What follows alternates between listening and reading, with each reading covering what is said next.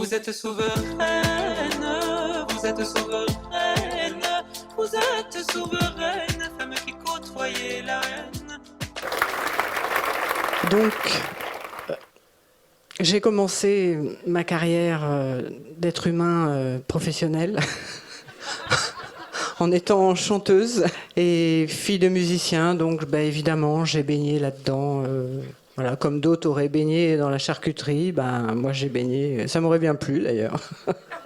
Donc, j'ai chanté très très jeune et je fus une chanteuse naturelle, comme on dit, c'est-à-dire quelqu'un qui n'a pas besoin d'apprendre à chanter ni à utiliser la voix d'une certaine manière pour pouvoir s'en servir de manière assez habile. Voilà. Néanmoins, je l'ai quand même travaillé. Comme on travaille un instrument, un violon, un piano, une guitare. Un instrument de musique demande beaucoup d'investissement en termes d'heures de pratique. Et voilà, j'ai continué à être chanteuse, tout ça. J'ai fait une carrière, j'ai été chanteuse lead, chanteuse choriste, dans des publicités, dans toutes sortes de choses. Et puis j'ai eu des maris, des enfants et tout ça. J'ai eu des divorces, des mariages. Et il y a un moment très très jeune d'ailleurs, vers l'âge de 25 ans, j'étais très très, je dirais, métaphysique. En même temps, la voix c'est un organe spirit, comme on dit. C'est-à-dire que c'est l'esprit qui vibre à l'intérieur d'un corps physique. Et je le sentais bien ça, mais je ne savais pas comment en faire mon affaire. Voilà, pour que ça commence à me plaire, que ça commence à me servir de manière consciente. C'est-à-dire que je puisse l'utiliser en conscience, c'est-à-dire en faisant pas n'importe quoi, en disant pas n'importe quoi à des gens. Je maîtrise ma parole, mais pour autant, en fait, je la retiens pas. Donc, j'ai fait toutes sortes de choses en termes de développement personnel à partir de l'âge de 25 ans. Et puis, petit à petit, voilà, je me suis dit, mais je vais utiliser la voix, parce que la voix, ça m'intéresse. Et puis, c'est ce que je maîtrise le plus. Et petit à petit, je me suis lancée, puis à un moment, j'ai eu plus de travail, parce que certainement que là-haut, ils avaient décidé que c'était l'heure pour moi de faire autre chose. Mais ils préviennent pas, ils envoient pas de rupture conventionnelle, tout ça. Voilà, pas de lettres recommandées, c'est assez trash. Voilà. Donc, dans ce trash, eh bien, j'avais quand même la chance d'être une personne solide et qui avait beaucoup de ressources, beaucoup de créativité. Et donc, je me suis dit, moi, je vais enseigner le chant. Et puis voilà, quoi. Donc, j'ai commencé à donner des cours de chant. Et évidemment, comme je n'ai pas appris à chanter, j'ai quand même un prix de flûte traversière du conservatoire, mais chanter, j'avais pas vraiment appris, donc j'avais pas vraiment de programme précis de comment on apprend à chanter. Et je me suis dit, je m'en fous, moi je suis autodidacte, je sais comment je chante. Je vais démonter la bagnole et puis je vais bien voir comment ça marche.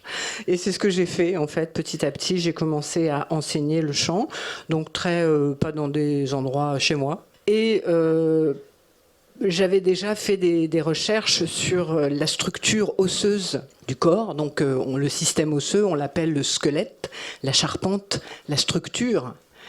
Et c'est ce qui tient, en gros, la baraque. Tout le système osseux, il faut savoir que c'est le système qui encadre tous les autres systèmes.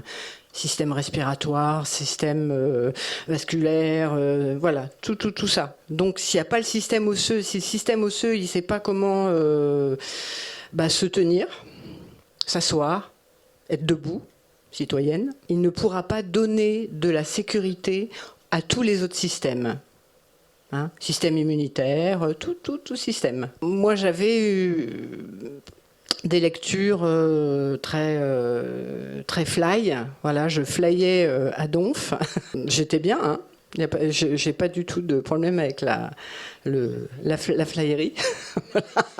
Donc j'ai commencé à enseigner d'une manière qui, moi, m'inspirait, c'est-à-dire que j'utilisais l'assise osseuse, donc l'assise, quand on est assis, on est plutôt comme ça, hein, et la cambrure particulièrement, parce que je faisais des tas de recherches sur moi-même, c'est-à-dire je me descendais les épaules, puis je chantais, puis j'ouvrais, puis je me mettais comme ça, puis je chantais. Voilà, j'étais un peu un laboratoire roulant, en tout cas marchand. Et je voyais bien qu'il y avait des choses qui étaient différentes selon certaines positions. Et un jour, je me suis dit, mais il y a un truc de dingue, c'est quand je cambre et que je balance un son en bas, là, voilà, pas là, hein, voilà, moi je balance pas un son vers vous, moi je me le balance chez moi, et ce que ça fait chez moi, hop, ça vient vers chez vous. Et du coup, c'est beaucoup plus digeste. Sinon, c'est juste une gerbe. Voilà. Voilà. Et ça, c'est pas cool. Voilà. Une gerbe, ça s'appelle une projection, hein.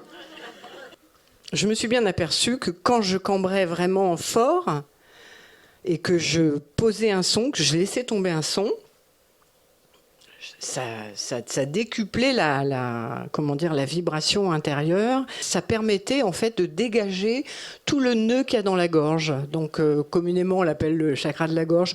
Moi je dis le centre énergétique de la gorge, ça me va bien, quoi. Parce que je suis pas indienne, quoi. Voilà. Et donc je reste dans mon petit périmètre.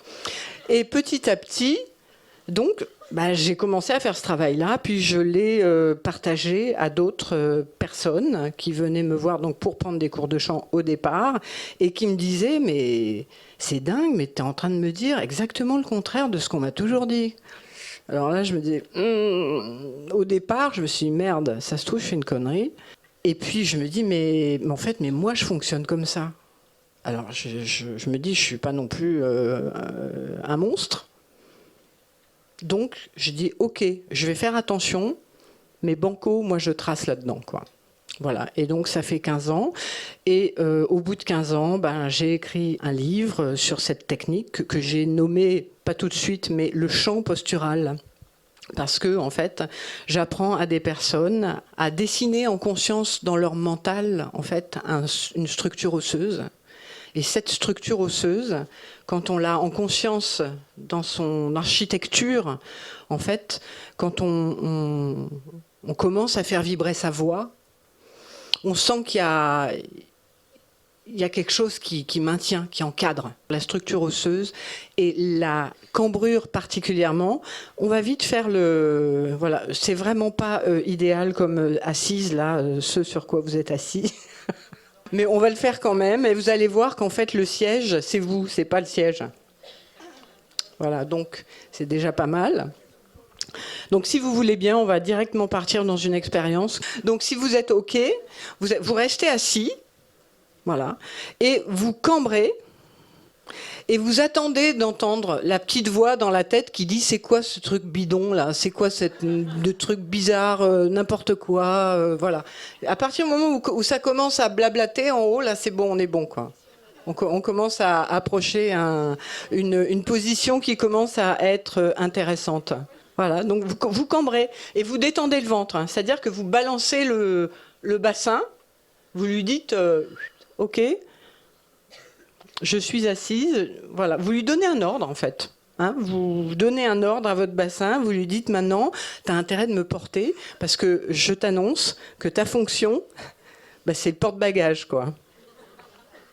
Voilà. Donc si vous avez des tensions dans le haut des épaules et tout ça, en fait, c'est que la plupart du temps, en fait, vous êtes comme ça, ou assise, affaissée, ça c'est un affaissement. Voilà, c'est pas très joli, hein. Voilà, ça c'est une sorte d'affaissement. Et quand on est assis comme ça, on est affaissé et on est effacé. Mais aux yeux du monde, certes, mais aux yeux de soi-même aussi, également. Donc ça c'est moins drôle parce que, évidemment, ce que vous allez pouvoir commencer à dynamiser à l'intérieur de vous, c'est-à-dire cette assise qui va résiste. Hein, c'était une résistance intérieure en fait. Hein. Une résistance intérieure, qu'est-ce que c'est ? C'est un endroit du tableau électrique où quand j'allume le four, la cuisinière, le réfrigérateur et tout plein de choses, et la machine à laver et tout ça, en fait, il n'y a rien qui saute. Hein, ça veut dire qu'il y a suffisamment de force, d'ampères, voilà, pour les spécialistes d'électricité, voilà, pour pas que ça disjoncte. Donc moi, je burn in, moi je burn pas out, quoi. La cambrure physiologique, en fait, c'est un tremplin, c'est un coup de rein. Un coup de rein, c'est une cuve de vitalité. Voilà. Sauf que si votre cuve de vitalité, elle est branlante,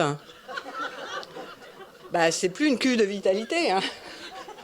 C'est une cuve, mais pas de vitalité. Voilà. Moi, je vous propose d'en faire une cuve de vitalité. Voilà, c'est très très simple. Donc, hop.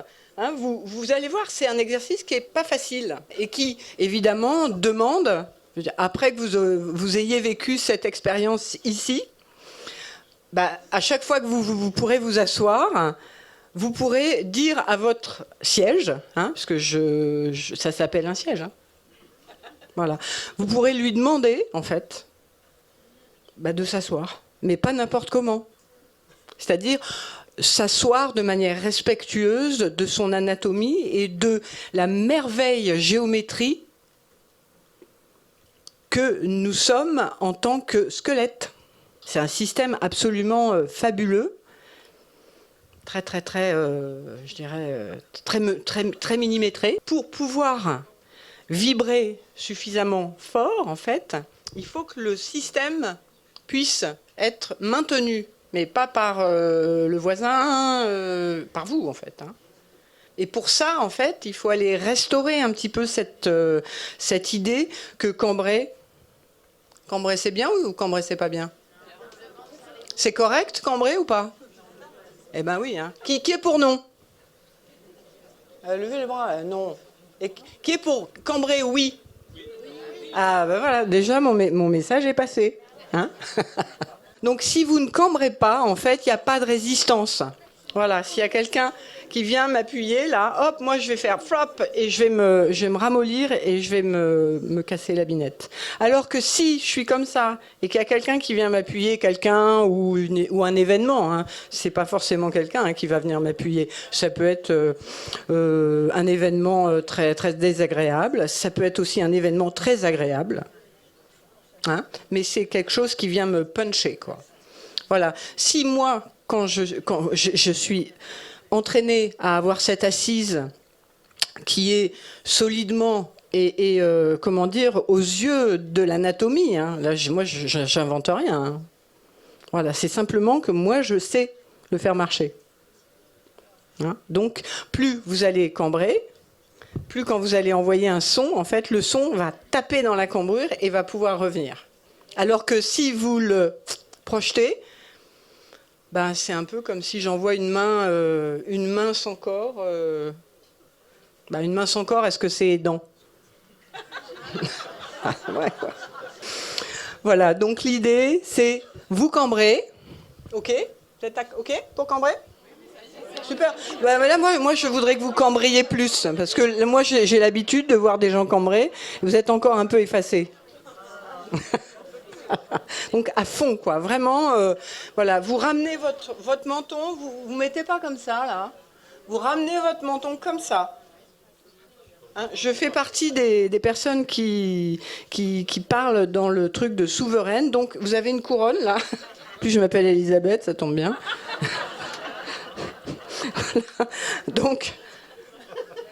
Donc vous cambrez et la tête là vous la laissez comme ça même si elle veut faire voilà, vous lui dites non, le son repart en bas et on va faire un A tout bête.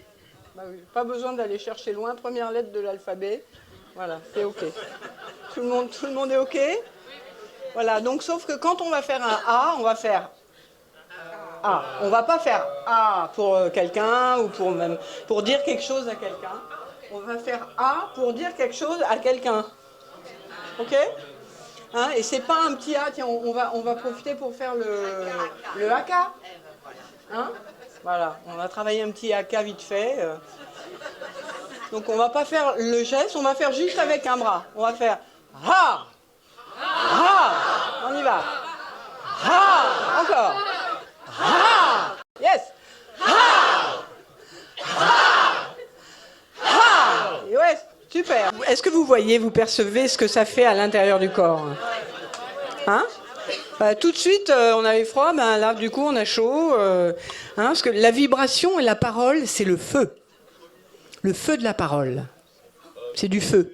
Voilà. Mais le feu, faut pas l'envoyer comme ça, le dilapider. Le feu, c'est une valeur. Il faut le capitaliser à l'intérieur. Donc, je parlais de burn-in. C'est le cas. Hein. On y retourne ? Allez, le chant postural, c'est je cambre et je balance un son en bas. Et quand je vois arriver le son, je m'efface pas, hein, je fais face. Ah ah ah ah ah. Ok, super. Voilà, donc je m'appelle Elisabeth Bell. J'ai créé une technique que j'apprends à des kinés, à toutes sortes de gens qui savent même pas comment ça marche. Et si ça vous intéresse, chantpostural.com, c'est le condensé de tout mon parcours qui ne fut pas court. Merci Solène. Merci à toi.